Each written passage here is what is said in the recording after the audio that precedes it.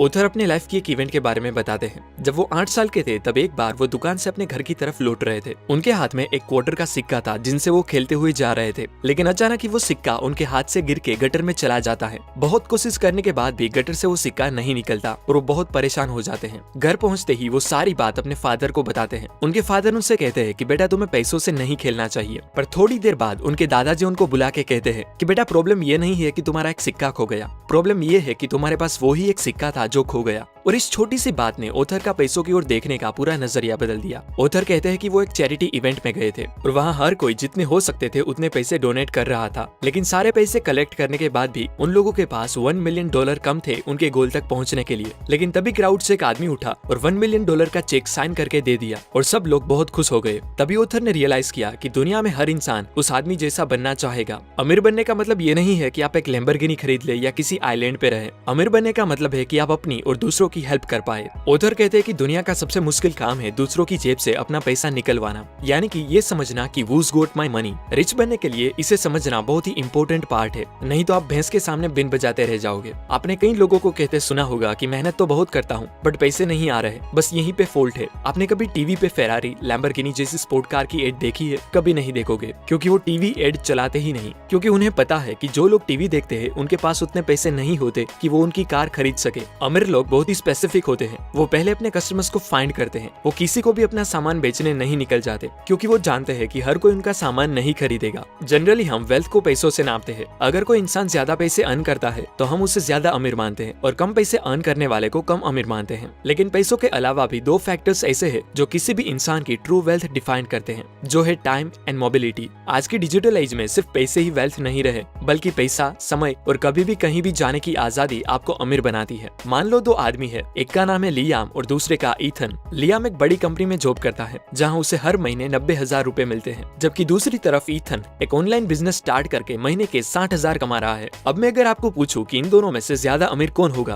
तो ऑलमोस्ट सब लोग कहेंगे लियाम, क्योंकि उसकी इनकम ईथन से ज्यादा है। अब ये आंसर तब तक ही सही है जब तक हम उनकी एब्सोल्यूट इनकम को कंपेयर करें, पर क्योंकि एक्चुअल में हर चीज रिलेटिव होती है ना कि एब्सोल्यूट, इसलिए अब इन दोनों की रिलेटिव इनकम कंपेयर करें तो लियाम हफ्ते के 50 घंटे काम करता है, लेकिन दूसरी तरफ ईथन बस 15 घंटे काम करता है। जिसके हिसाब से हम कैलकुलेट करें तो लियाम को हर घंटे के लिए 450 रुपए मिलते हैं, जबकि ईथन को हर घंटे के लिए 1000 रुपए मिलते हैं। अब सोचो कौन ज्यादा कमा रहा है। हमारा टाइम हमारे लाइफ की सबसे कीमती चीज होती है, जिससे रिलेट करके देखे तो यहाँ ईथन ज्यादा अमीर है, क्योंकि वो लियाम से पूरे 35 घंटे कम काम करता है। अब आप ही सोचो वो हर हफ्ते वो 35 घंटे में कितना कुछ कर सकता है, जैसे कि वो उस टाइम में नई स्किल सीख के अपना बिजनेस बिल्ड कर सकता है, जिससे उसकी इनकम भी बढ़ेगी और वो अपनी फैमिली, फ्रेंड्स और अपनी हेल्थ को भी टाइम दे सकता है, जिसके रिटर्न में उसकी लाइफ का हैप्पीनेस लेवल इंक्रीज होगा। जबकि लियाम के लिए ये सारी चीजें करना मुश्किल होगा, क्योंकि उसके पास बहुत कम टाइम होगा। एक कॉन्सेप्ट है जिसे जियो आर्बिट्रेज कहते हैं, वो इस कंपैरिजन को और इंटरेस्टिंग बना देता है। जियो आर्बिट्रेज मतलब 2 मार्केट के बीच के इकोनॉमिक डिफरेंस का फायदा उठा के हायर रिटर्न जनरेट करना,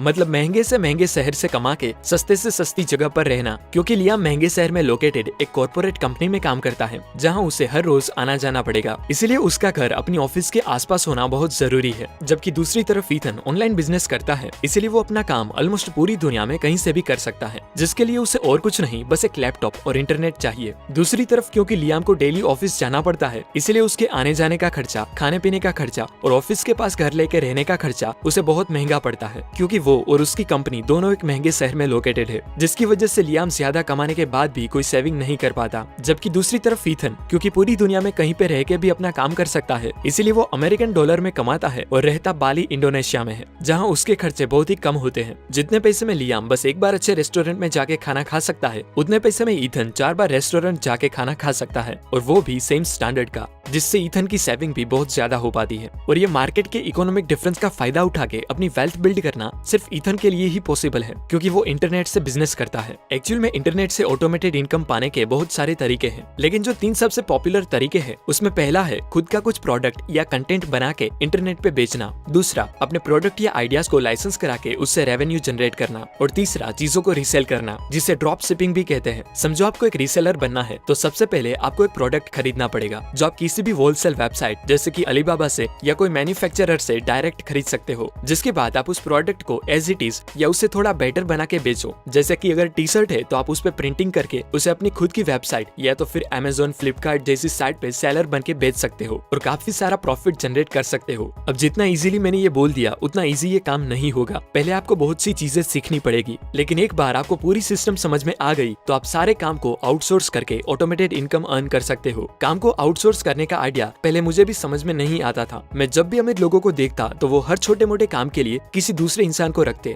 जैसे कि गाड़ी चलाने के लिए ड्राइवर, घर के काम करने के लिए नौकर, और मुझे लगता कि वो ये सब बस शो ऑफ करने के लिए करते हैं और वो खुद काफी लेजी होते होंगे जो छोटे मोटे काम भी खुद से नहीं कर सकते। लेकिन फिर धीरे धीरे मुझे रियलाइज हुआ कि ज्यादातर रिच मेंटालिटी के लोग नौकर रखते हैं अपना टाइम बचाने के लिए, ना कि शो ऑफ करने के लिए। उन्हें अपने टाइम की वैल्यू पता होती है। उन्हें पता होता है कि जितना टाइम वो ड्राइविंग और छोटे मोटे कामों में लगाएंगे उतने ही टाइम में वो अपना काम कंप्लीट करके वो सारे नौकरों की पगार से भी ज्यादा पैसे कमा सकते हैं। इसलिए आपको भी हमेशा वही काम करना चाहिए जो बस आप कर सकते हो और जिसमें आप एक्सपर्ट हो, और बाकी सारे काम आपको आउटसोर्स कर देने चाहिए। एक गरीब मछुआरा समुद्र में मछलियां पकड़ने का काम करता था। वो अपनी गरीबी के लिए अपने हालात को कोसता रहता था। एक दिन उसके शहर में अमीर आदमी को व्यापार में बड़ा नुकसान हो गया, जिसके चलते उसे अपना सब कुछ बेचना पड़ा। ये जान के वो गरीब मछुआरा मन ही मन बहुत खुश हुआ कि अब इसे पता चलेगा कि गरीबी क्या चीज होती है। अब वो अमीर आदमी उस गरीब मछुआरे के घर के पास ही एक छोटे से घर पे किराए से रहने लगा। अब ये दोनों सुबह उठकर मछलियां पकड़ने जाने लगे। एक दिन उन दोनों को बहुत सारी मछलियां मिली, जिससे बेचकर उन दोनों को काफी पैसे मिले। अब वो जो पहले अमीर आदमी था उसने उतने ही पैसे खर्च किए जितनी उससे जरूरत थी, बाकी पैसे उसने बचाए। वहीं दूसरी तरफ वो गरीब मछुआरे ने सारे पैसे अपने शौक पूरे करने में खर्च कर दिए। अगले दिन वो गरीब मछुआरा अकेले ही मछली पकड़ने जाता है,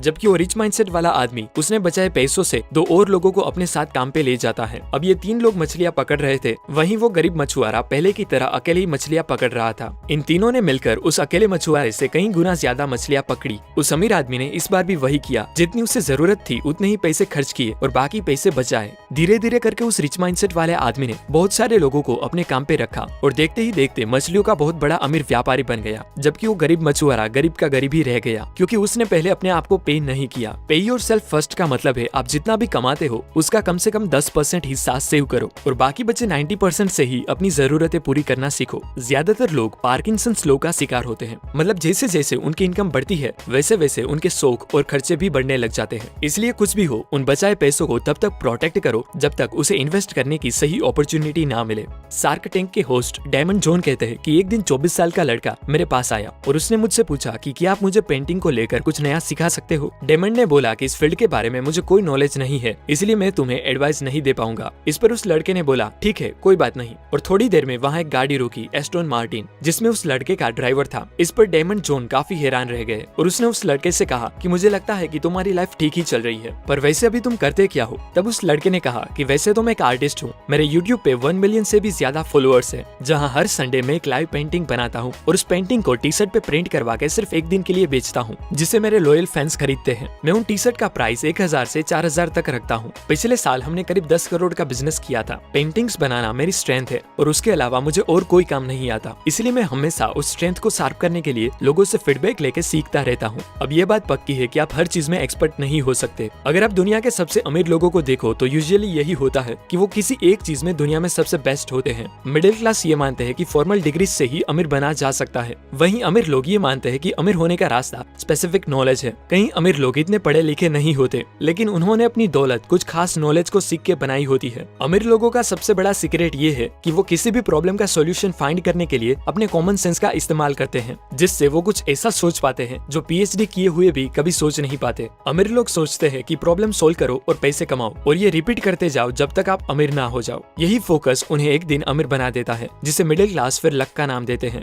जब आम लोगों को ज्यादा अमीर होना होता है तब वो मास्टर्स और पीएचडी करते हैं, लेकिन सबसे एफिशिएंट तरीका ये है कि वो प्रॉब्लम सोल्व करना सीखना जो और कोई अभी तक नहीं कर पाया। जितना बड़ा प्रॉब्लम सोल्व करेंगे उतनी ही बड़ी आपकी इनकम होगी। अमीर लोग सेल्फ स्टडी में बिलीव करते हैं, उन्हें बुक्स पढ़ना और दूसरों से सीखना पसंद होता है। इसलिए जिम रोहन कहते हैं कि फॉर्मल एजुकेशन आपका घर चला सकती है, लेकिन सेल्फ एजुकेशन आपकी किस्मत बदल सकती है। दोस्तों, अब ये चारों पॉइंट को समराइज करके बताऊं तो फर्स्ट पॉइंट था कि एक रिच माइंडसेट वाला आदमी किसी को भी अपना सामान बेचने नहीं निकलता। वो पहले अपने आप से पूछता है कि who's got my money, मेरे पैसे किसके पास है, और फिर उसी ऑडियंस को टारगेट करता है। दूसरी बात हमने सीखी कि एक अमीर आदमी इंटरनेट और दो मार्केट के बीच के इकोनॉमिक डिफरेंस यानी कि जियो आर्बिट्रेज का फायदा उठा के पैसे कमाता है। थर्ड पॉइंट में अमीर मछुआरे के एग्जांपल से हमने देखा कि अपनी इनकम का कम से कम 10वां हिस्सा सेव करो और फिर उसे अपने ही बिजनेस में इन्वेस्ट करो। और लास्ट पॉइंट में उस यूट्यूबर आर्टिस्ट के एग्जांपल से हमने सीखा कि कैसे कोई अपनी स्ट्रेंथ पर फोकस करके कोई स्पेसिफिक फील्ड में अपने आप को सबसे यूनिक बना के पैसे कमा सकता है। तो दोस्तों ये सारी बातें मैंने किस बुक से सीखी है ये मैं आपको नहीं बताऊंगा, क्योंकि मुझे पक्का यकीन है कि आप उससे नहीं पढ़ोगे। इसलिए अभी जो सीखा बस उसे अप्लाई करना स्टार्ट कर दो।